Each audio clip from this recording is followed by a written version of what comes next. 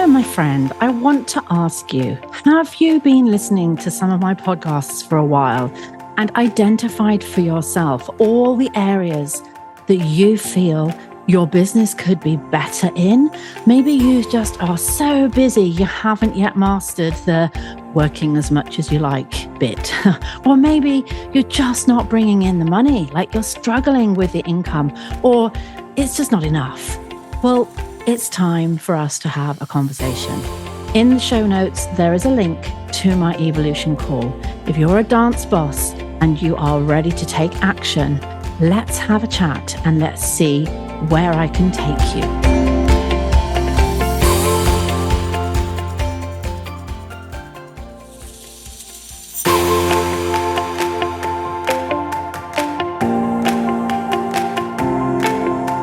Hello and welcome, lovelies, to the Ultimate Dance Business Podcast. My name is Deborah Laws, the dance business expert. My passion is to help you turn your passion into profit while guiding you to work less and earn more. I'm super excited to share interviews with you that I know will inspire and motivate you in your schools, as well as my solo shows where I shall be sharing some great tips and strategies. So if you love the show, please do remember to review, subscribe, and share it with your fellow dance boss friends. So let's get stuck into the business of dance. Hello, everybody, and I am very excited because this interview is the very first interview where I have asked somebody to come back for a second time. Lesley Thomas, thank you so much for joining me again. I didn't know that I was the first person you'd asked to come back a second time. I'm even more honoured now than I was already being asked to be on here the second time. Thank you, Deborah. Oh, you're really welcome. And for those of you that haven't listened, Lesley was one of my very first guests. Going back, we've just discussed about 3 years ago now. So if you love today's episode, definitely scroll back to the very beginning because Lesley and I did an interview right at the start of the podcast. So there's more of Lesley if you want to go and spend some more time with her. Lesley, for those that don't know you, haven't listened to the other episode that we did together, would you mind just telling everybody a little bit about what it is you do and what you are expert in? Okay, so I am the founder of the Money Confidence Academy. I'm also the host of the Let's Talk Money and More podcast, and more recently, the podcast called Women's Wealth and Wellness Unleashed. And I help people to better understand their relationship with money so they can experience true money confidence. And that is twofold. It can be understanding the practicalities of money. And in particular, I work with teenagers to help them to understand the practicalities of money and their relationship with money so they can bring the two together and have the most effective relationship possible. But I also work with female business owners because we all know how our money mindset can really cause us to become unstuck when it comes to growing our business in the effective way that we want to. And more recently, I've started working with organizations because they're starting to recognize how what is going on in the outside world, what is going on in terms of our economy, etc., how that is playing into their organizations, their employees, and causing problems with productivity. So I'm all about money. I'm all about us talking about money and really exploring and understanding our relationship with it because we all do have a relationship with it. Sometimes it's a reluctant relationship. Sometimes it's a very loving relationship, but often it's something in between. So I help people to effectively understand that and to really make the most of that relationship. Thank you for explaining that. So as you can all see, listeners, we're talking about money today, just in case that wasn't clear. But Lesley, what is money confidence? Like, what do you mean for those people that haven't really come across these discussions before? What is it to be money confident? It is to really understand the value that money can play in your life in terms of being that enabler, being an enabler that allows you to create the kind of life that you want to have. It doesn't mean being a money expert. It doesn't mean understanding every facet of cryptocurrency or EFTs or anything like that. It means really having the ability to have the confidence to understand your emotions and behaviors around money and how that overlays into how you think, feel, and the actions you take around money. Believing that budgeting, saving, investing are things that you can effectively do, but to then have the confidence to ask the questions. Because for most of us, what holds us back is our inability to put our hands up and say, I don't understand. Can you explain that to me, please? Or I need to find out more about this. Who do I go to ask the questions? So, having true money confidence is that innate sense of who you are, what you believe is possible for you, and how you go about making it happen. So it's your sense of self worth, self value, self confidence, and then being able to work out what is it I need to know I don't already know, and who do I need to go to get the right answers. And the way that I explain this most simply, that really helps people to hone in on what money confidence is. Nowadays, it wasn't the case when you and I were learning to drive, but nowadays, before you can pass your practical driving test, you have to have passed your theoretical driving test. And so you will learn about the practicalities of driving, what different signs mean, stopping distances, etc., etc. Just because you know practically, sorry, theoretically, how to drive a car doesn't mean you're going to have the confidence to get in that car or the confidence to go on to take your practical driving test. You need to apply the two things, the theoretical knowledge and practically be able to apply it. And that's exactly the same thing when it comes to our relationship with money. It isn't just about knowing how to budget, how to save, how to invest. It's having the confidence that you can do those things to most effectively manage your relationship with money and to be able to create the money that you need to have the kind of life and lifestyle and choices that you want to have.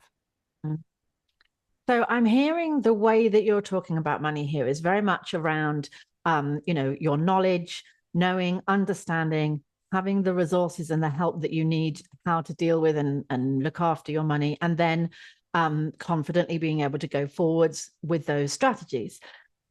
But the other side of it, of course, is the part that is a little bit deeper. That's more, you've mentioned our relationship, our behaviors, and our kind of emotional attachment with money. So this is the money mindset more, isn't it? How we think about money. And for those people that haven't, again, really come across the term money mindset, this is the bit that fascinates me because I know that we can go out and we can get the information and then we can make, choices based on the information that we've learned. But the really interesting part from me is the mindset part, because, I'm always talking to my listeners and to my clients and my members all about, you can create anything if you believe it and you have the right mindset. Yeah. And this is similar with money, I think, isn't it? You can, your relationship with money can determine whether you draw it towards you or push it away. And that's huge, isn't it? Like, that's where we all go, whoa, hang on a minute. Is this lovely lady going to teach me something about not pushing money away? Because if I'm doing that, I don't know I'm doing that. Like, how does that work? Tell us a bit more about all of that. Okay, so your relationship with money has a very little to do with money. It's everything to do with your relationship with you. because our relationship with money is a reflection of our relationship with ourselves. So the link between self-worth and self-value gets directly laid on how we behave around money. So when we, for example, when we see somebody talking about, I've had a really successful launch, I did 100K in a day. For most people, that will throw a one of three feelings. It'll either be, wow, that's amazing. It'll be, oh, I wonder how they did that. Or it'll be, oh God, there they go again. They're showing off. I bet it's not even real. I bet they paid £99,000 in Facebook ads to make £100,000. So that whole sense of the emotion that we attach to that one thing that we see is demonstrative of how we're feeling about ourselves. If we're feeling really good about ourselves, we're able to celebrate somebody else's success. If we feel something is possible for us, we're able to be really curious. Oh, I wonder how they managed to do that. If we're feeling a really low sense of our own worth, how do we protect ourselves? By denying or looking at what that person achieved and giving all the excuses as to why that's not possible for you. And that has nothing to do actually with the money. That feeling is being caused by how you feel about yourself. So our money mindset is the conversation we're having with ourselves in terms of our self-worth, our self-value, and how we are then applying it to our relationship with money. And I genuinely believe, because I see this all the time, how we do money is how we do everything. So if we have a strong sense of self and we're not in, if we're not happily married or we're not in a relationship that we're happy with, when we see a couple who are being, very demonstrative of their affection, if we have a strong sense of self, we'll look at that and we'll go, oh, that's lovely, isn't it? Or if we're single, but we're open up to having a good relationship, we'll look at them and go, oh, that gives me hope that that's possible for me. But if we're not in a good relationship or we are feeling as though, well, why is it they've got that and I haven't got that? You're more likely to think, oh, good God, go and get a room. Now, again, that's not down to the couple. It's not the couple that you are feeling cross at. You're feeling as though it's a reflection of something that you don't have, that you want to have. It's making you not feel good about yourself. So you will go and give all the excuses as to why that is wrong to be going on. So that is what money mindset is. It's nothing to do with the money, but everything to do with how you feel about yourself. That is so interesting, Lesley. And I haven't actually heard you describe it quite like that before, which is why I knew it would be so amazing to have you back on, because I know that this is the type of conversation that can just evolve in so many different ways, or even saying the same thing, but just in a different way that lands differently for someone. So I knew it was going to be great to have you here again. You have definitely not let me down. And I think there'll be lots of people listening right now thinking, oh my gosh, this is actually so true. And it's almost a little bit of that glass half empty, half full, isn't it, scenario? And I know that sometimes we all have a glass half empty because of the way we think and feel about a situation. And another situation, we might be a glass half full person because it's coming from our personal experiences and beliefs and thought patterns, isn't it? And so to think that this happens around money situations is so intriguing for me, because many, or I would say most of my listeners are all dance school owners. They're all running a business, whether they like it or not. They're all business owners. And, a big part of that evolves around an exchange of value for money. Here's my services, here's my classes, and in return, you pay me. Yeah. So if we don't have a really positive, healthy thought process behind that, that could, I think, from what you're saying, really affect how money comes towards us, and in turn, the profit that our school can make. Absolutely. And massively so, because when it comes to how we price, our services, our products, it all comes down to, or should come down to, two things. The results we're bringing for our clients, or, our clients' children, if it's, a children's dance school. So it all comes down to the results we're bringing for our clients, and where we choose, important word, choose, to position ourselves as far as that pricing in the market line is concerned. Because they will always be the cheapest, they will always be the most expensive, and it is up to us to decide where we position ourselves. So if we think of Lidl and Waitrose, I am sure that the chief exec of Lidl doesn't wake up and feel any less, inferior, any more, sorry, or any less inferior to the chief exec of Waitrose. Waitrose is known to be more of the luxury end of the market. Lidl is known to be more at the cheaper end of the market. But they've both made decisions. Their companies have made decisions with regards to where they are going to position themselves and the kind of products they're going to be selling. And it's exactly the same when it comes to any service that gets provided. We think about the kind of customer service. We think about the attention to detail. We think about the exam results, the choice of services that we offer to our clients. And then we think about, okay, so for where I am, where am I going to position myself? Am I going to position myself further up the scale, further down the scale, or somewhere in the middle?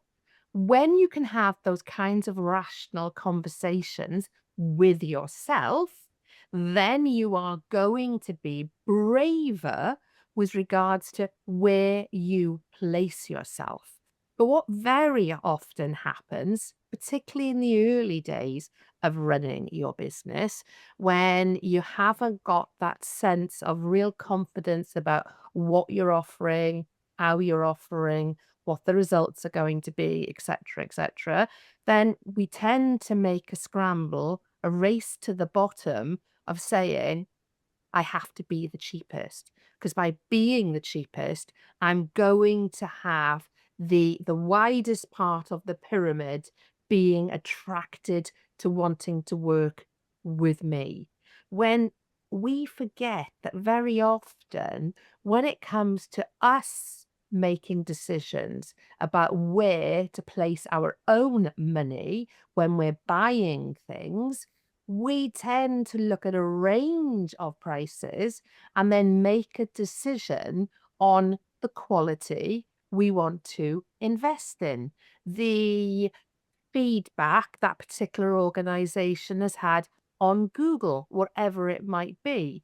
But we don't normally make a decision on something that we place value on by going with the cheapest. But our mindset very often as business owners, when it comes to pricing our services, we tend to do that shuffling away from being the most expensive because we're worried people won't show up. What will they think of us? How will they judge us? Will we fail their expectations, etc., etc.? And I mean, I'm just sitting here smiling if anyone's watching on YouTube, because you're literally doing my job for me right now, Lesley. Like, I cannot tell you the number of conversations I have with my clients on an almost daily basis, based around, the buying psychology of our parents. Most parents are looking for what they deem as the best for their child. There's not very many parents that go out there looking for who is the worst school I could find for my child. Of course they're not. They want the best.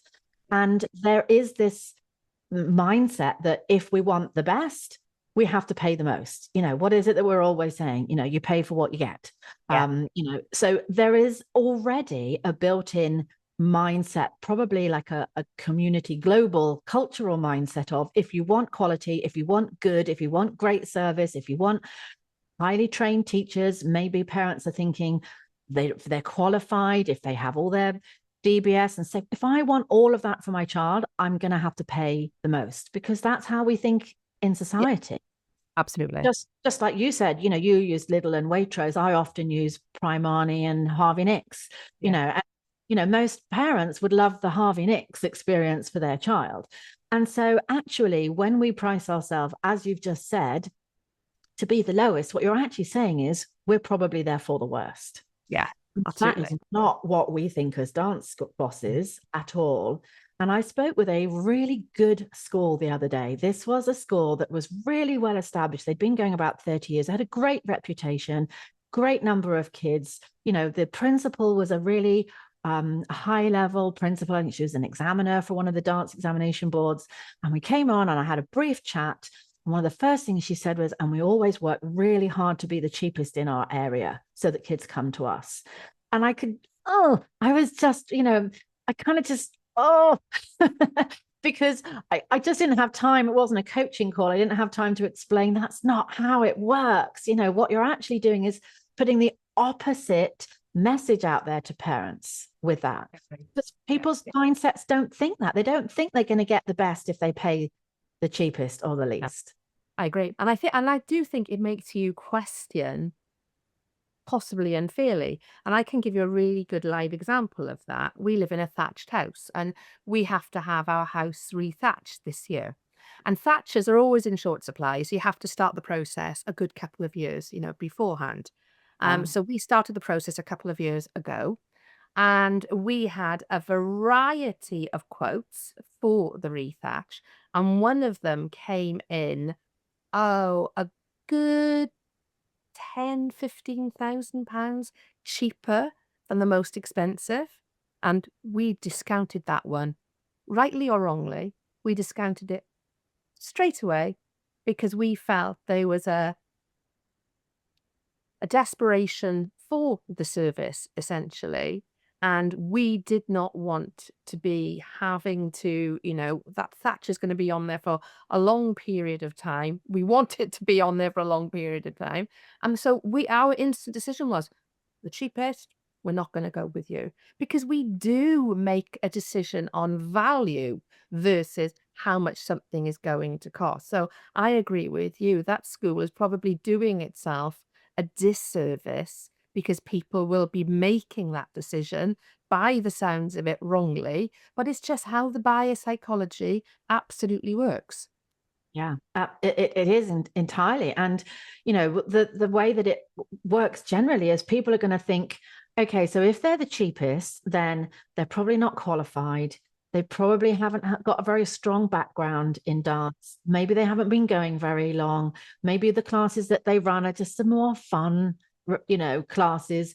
And these are all the assumptions that people make based around the place that you have positioned yourself, as you said earlier.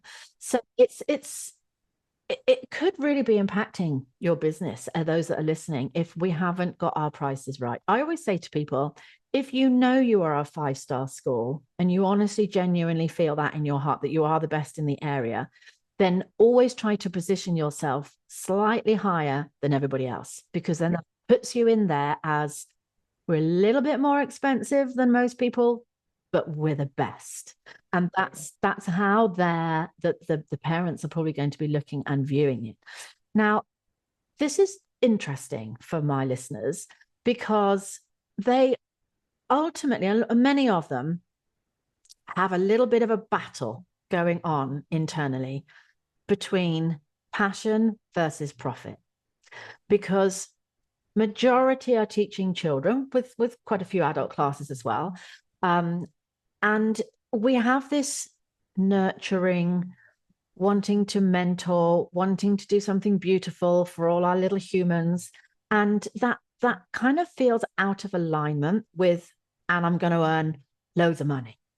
Like, how could you help somebody that struggles with it's my passion and it's my love, And it's also okay to earn loads and loads of money and have a great life. How can we help people with that, Lesley?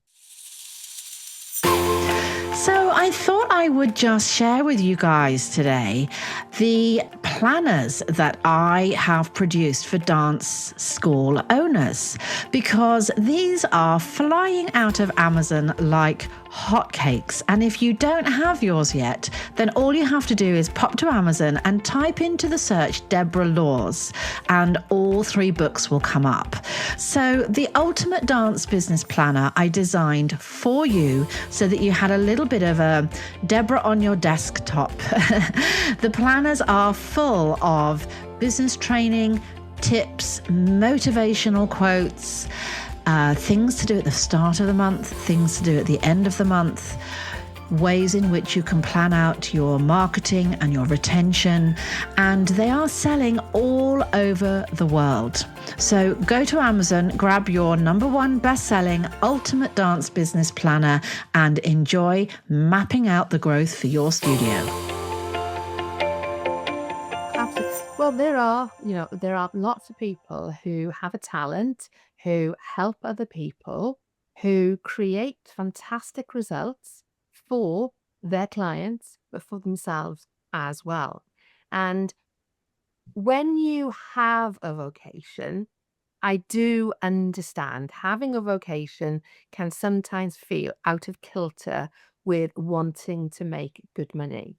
But if you are sending out a message that in order to be able to do this, you have to go without, you have to struggle, you have to be one of those people that is not seen to be making a lot of money.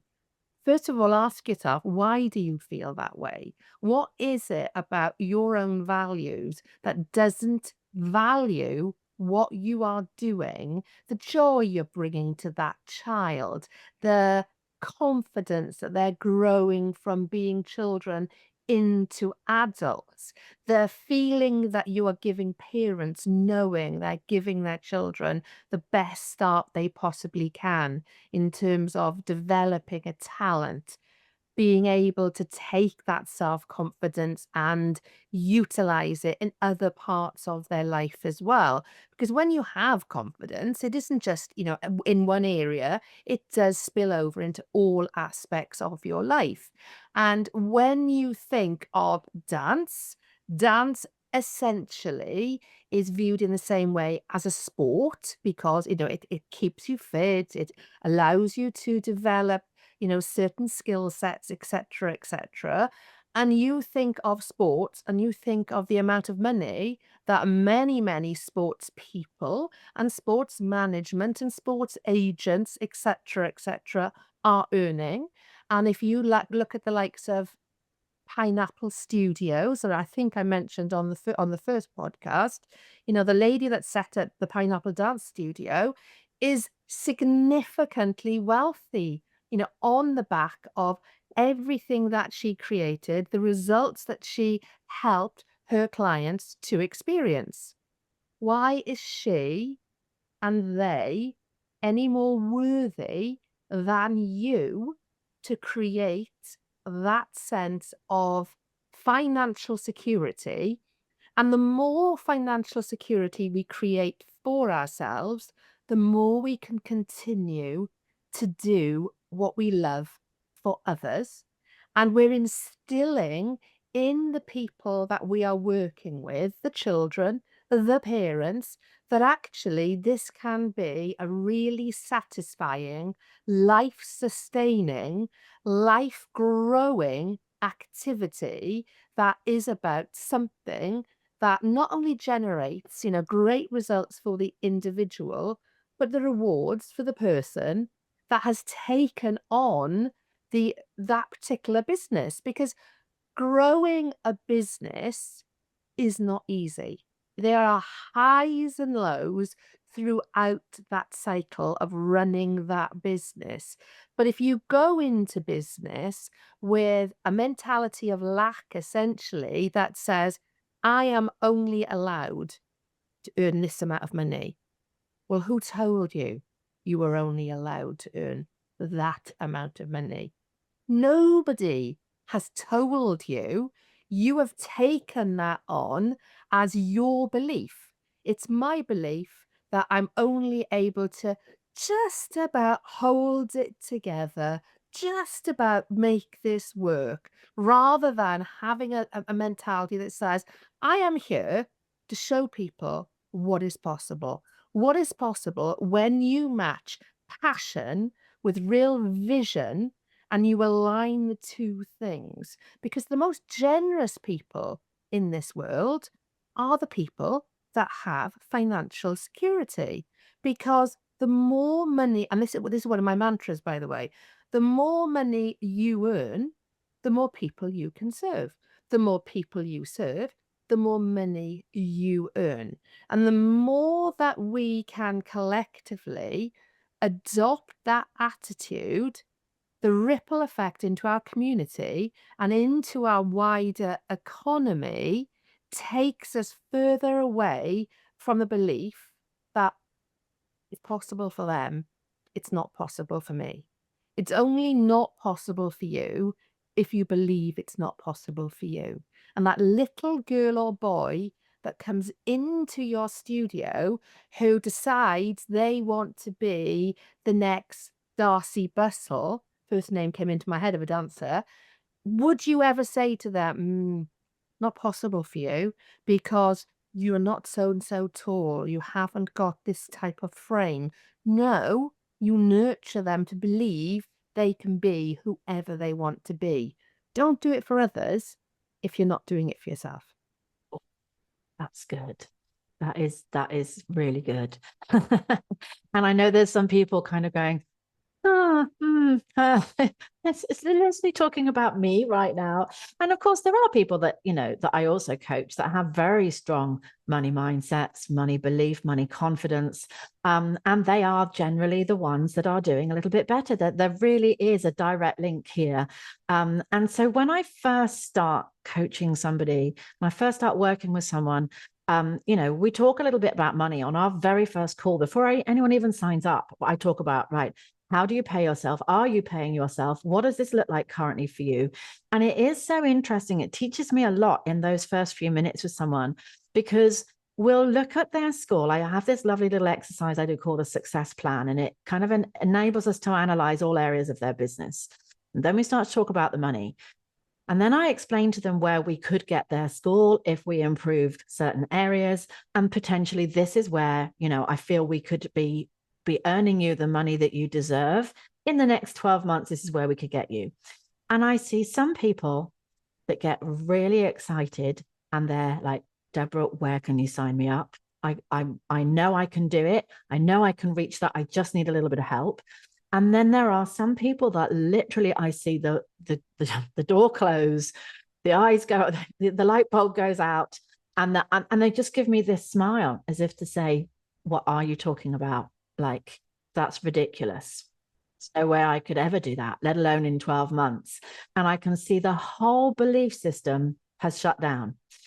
And I kind of have to retract a little bit, because I think, oh, okay, we're nowhere near having the mindset to believe that we can do a lot. So let's make this a little bit more relative for what they believe they can do. And let's try and take them maybe a bit more gently on a journey to self-belief. And so it becomes quite a personal thing. It's really more about coaching the person than it is the business, as you know, of course.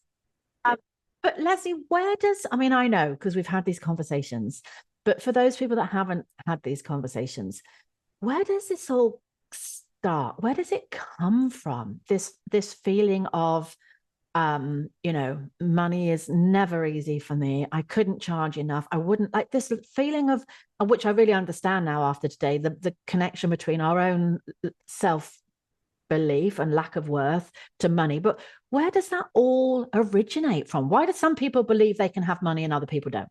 Yeah. Okay. So I would have probably given you a slightly different answer 3 years ago to the one I'm going to give you now. Oh, Slightly different, not necessarily massively different. Our relationship with money is set by the age of 7.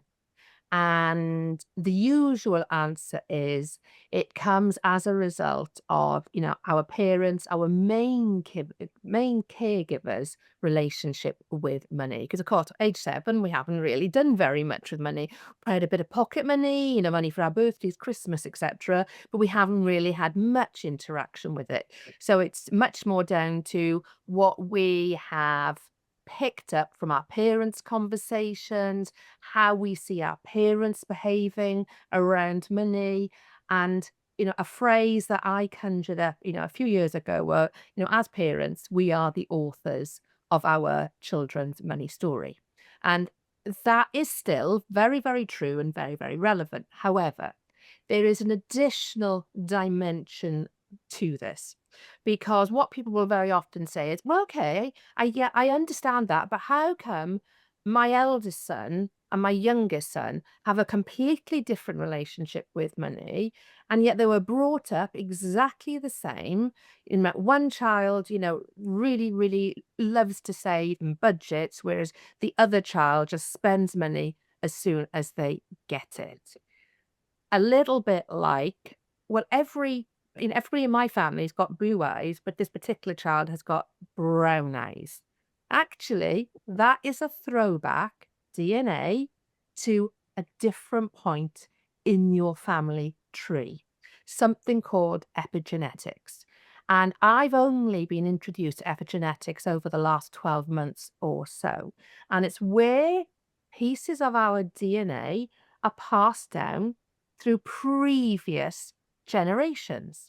So where in your family you have conversations about money, you talk about people who have and don't have money, and your children are picking up on that, one of your children would be picking up on certain elements of that. Your other child would be picking up on different elements of it. But equally, it could be because going back several generations, great great grandfather, great great auntie, whatever it might be, something happened that caused an emotional response that got overlaid into their DNA that got passed down through the generations. That is where I wouldn't have been speaking about this 3 years ago. So my knowledge, etc., has improved, and new pieces of information have been brought to the party, as it were. But essentially, how we think and feel and the beliefs that we have come from what happened to us, our experiences as children, and then we carry those through, those limiting beliefs about what is possible for us. Very often a big, big struggle, that I've seen in a number of my clients is because there is the possibility when you're running your own business to earn serious amounts of money if you run your business well, is the discomfort when they've come from families who have not earned huge amounts of money. The embarrassment they feel because they're doing well, because they have the trappings of doing well, or sometimes have decided not to have the trappings of doing well because they don't want that to be a reflection on their family. Now, their family are probably hugely proud of them. So the disconnect between what they're thinking about themselves with regards to what their parents are really thinking, that's a really interesting thing. But that all goes back to how we took on messaging, the beliefs, the conversations up to the age of 7. So if you're battling with certain, because also really important to say that our relationship with money is never one and done. It's not something, hey, I'm fixed now, that's it. You and I will both know as our businesses have grown, we have had to continue to do the mindset work. There will still be situations that throw up and we go, oh my God, who does she think she is? Oh, that's it. My mindset's off again. So that work always has to be done, but that's because of a trigger, largely down to our parents, our grandparents, or possibly even going back generations before that, basically. Yeah, that's really interesting, actually, the genetic side of it. So it's like, there's a really fabulous guy called Bruce Lipton who talks about not just the DNA, the physical parts of us that get passed down, but also the emotional parts. Exactly. Yeah, and the Uh, fact that it's carried literally through the cells that then Yeah, get recreated. So, the beautiful babies that we are all born are not just a reflection of our parents and our current environment. They're also, a reflection of potentially generations of families that have come before. And, hence people have twins and then it skips a generation, or suddenly you throw up a red-headed child and there haven't been a red-headed child for years and generations. um Emotions and thoughts and beliefs can also be passed through, is exactly. definitely something that I think is of real interest, because Yeah, we would think it's really what our parents said to us growing up is what we've learned, but actually there could be some deeper rooted beliefs that were already there. absolutely. And Absolutely. Yeah. it is a very interesting dynamic. What can we do to change them, Lesley? If we know we're one of those people, if we're listening, thinking, I'm really recognizing that, I was brought up thinking that money doesn't grow on trees. And, who are you? If you drive a nice car, everyone's going to think you're a show off. If you recognize the fact that you probably have been brought up with a money mindset that perhaps doesn't serve you in the best way, how can we change that? Yeah.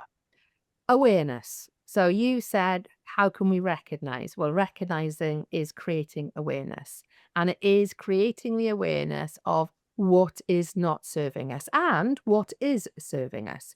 And part of that awareness comes from the recognition that naturally our subconscious is there to protect us. So when we get really excited about doing something, will you come on my podcast? Yes, I'll come on. Then your subconscious goes, hang on a minute. You're going to talk about who's going to be listening. Are you really sure you're not going to look stupid? Are you going to know what to say? Oh, well, actually, Deborah, no, I won't come on. I'm busy that day. That is our subconscious. And I actually like to describe it as our big ego versus our little ego.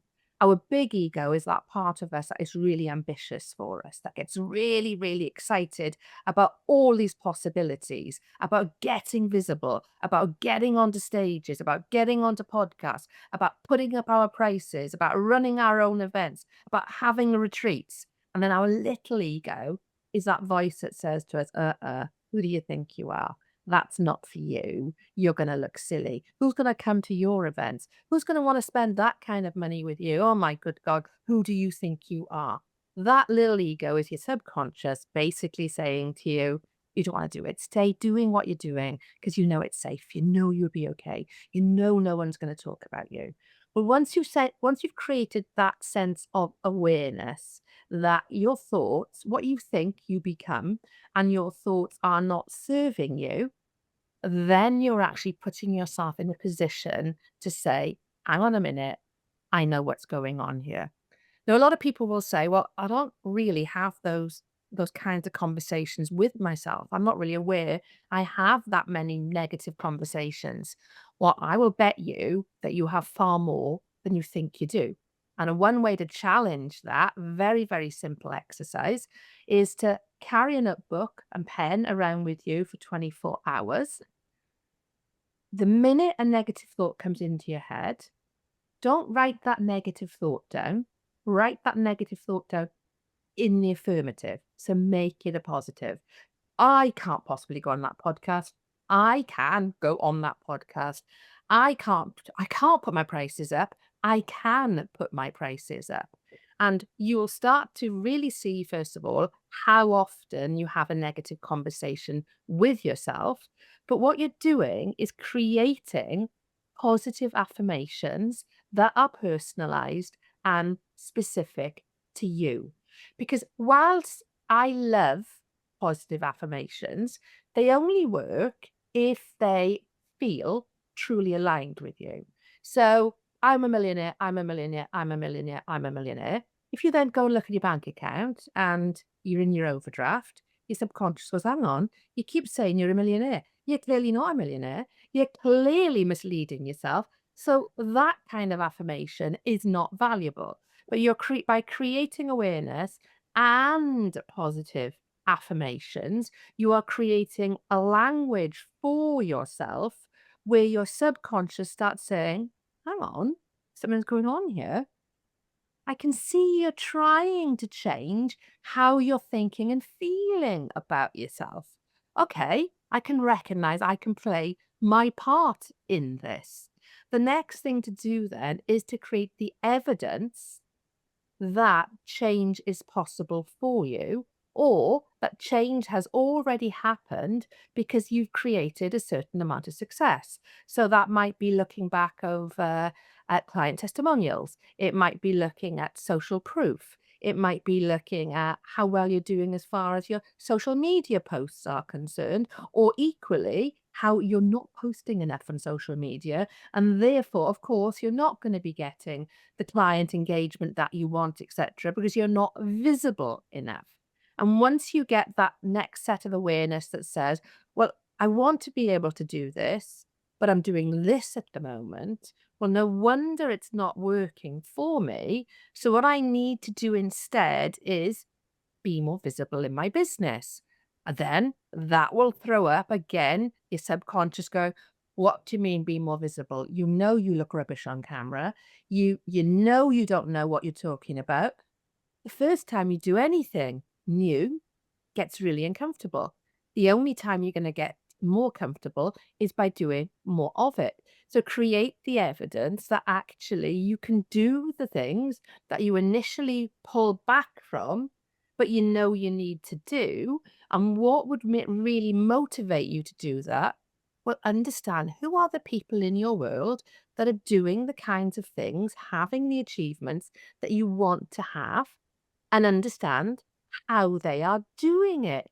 That coach that you're following, that really successful person on TikTok, what are they doing to create the success that they are having?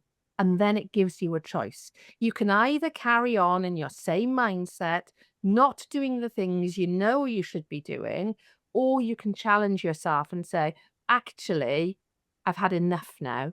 I've backed myself into a corner, because very often when we're backed into a corner, we do our best work. So metaphorically, back yourself into a corner and say, that's it. There's no getting out of this corner now until I do the things I know I need to do. I know I'm going to be scared, but I'm doing them scared. Because if I don't do them, looking back and having the disappointment and realizing a further 12 months has gone by and I haven't had the results I wanted because I wasn't brave enough to put myself in the position. I've created the awareness of why I've not been helping myself. I recognize now what I need to be doing because I've been following the people who are having that success. I'm seeing the evidence that in doing that, it actually works. And now I do or I die. It's up to me. Mm. Do Does or that die. Do or die, folks. That's a Yeah. big Yeah. statement. And I think something that you've touched on there really resonates for me in terms of being part of a community or a membership where you can get that social proof. Because I think, for many of my listeners, they are running their school, on their own. It's a very isolated business. Even if you've got a team, you're still the person at the top that has to make all the decisions. And, you need to appear strong and confident. So you often don't go to your team to say, oh, I don't know what to do. I'm struggling. Like we just kind of have to cope and do that by ourselves. And that's where we are at the mercy of our own mindset. Yeah. Whereas when you're part of a community, what I see a lot and what I encourage a lot of my members to do within our membership is, look, if it feels really uncomfortable and you've got all kinds of little gremlins that are saying, you can't start charging for trials. You can't start charging for trials. There's a reason we've never done this. Like, people won't come. They'll go to the other dance schools because everybody else does free trials. When you start to ask those questions of those people around you that are inside something like my membership, all of a sudden you get other people that have done that do believe it works, that are proof that it's worked. And when you get enough of that, that can also be that confidence level that you're missing, that you can kind of almost feed off of those people. that helps you kind of go, okay, well, maybe that's the bravery piece I've been missing. I haven't been brave enough to do this on my own. But now that I've seen that other people have done it, other people have been brave and it's worked. And there's enough of them that have said it's worked. But actually, I don't have any reason now. There's no logic to tell me that it's not going to work. And therefore, I think I can do it. And so, I can tell somebody till the cows come home. But if their mindset is stronger than what I'm saying, it's not going to make a difference. But if they then have a whole army, if I have a whole army behind me, backing me up with that social proof, then it becomes okay, maybe now collective mindset is bigger than mine. Yeah, absolutely. And it becomes, and I won't swear because I don't know if it's in a bad, it becomes an F me moment Yes. where you actually say, stuff what's going on in here, because I know it's that little ego just trying to keep me small because it's keeping me safe. But actually, in keeping me safe, the levels of regret are only going to get bigger and bigger and bigger. And what is worse, not trying or giving it your best shot and discovering you can make your dreams come true, because we're all born with the same 24 hours each day, with the same ability to believe in our belief in what we can do or not. It's whether or not we actually put that into action and test the theory. And I am a big believer in test that theory, create that evidence, look for those people who are doing what you want to do. Because usually there are very, very few really genuinely standout people like Albert Einstein, for example. Most people just work hard and are dedicated to creating a set of results, either for themselves or for their family. And they connect with that set of results and they don't let themselves off the hook until they have achieved what they want to achieve. The trouble is, there's a subset of people that go, it's not for me, not possible, I can't do it. Well, whether you believe you can or you can't, you're right. It is up to you which you want to choose to believe. But I believe that everybody has the ability to create what they want to, but it doesn't matter what I believe. It's what they believe and what they put into action. Amazing. And I think, there's probably all kinds of little light bulbs going on right now for many people that are listening. And for that, we are so grateful, Lesley, because I think, until you have these conversations or until you listen to something like a podcast and you hear this being talked about, sometimes we can go on for years and years and years and not recognize that our behaviors are creating our lifestyle.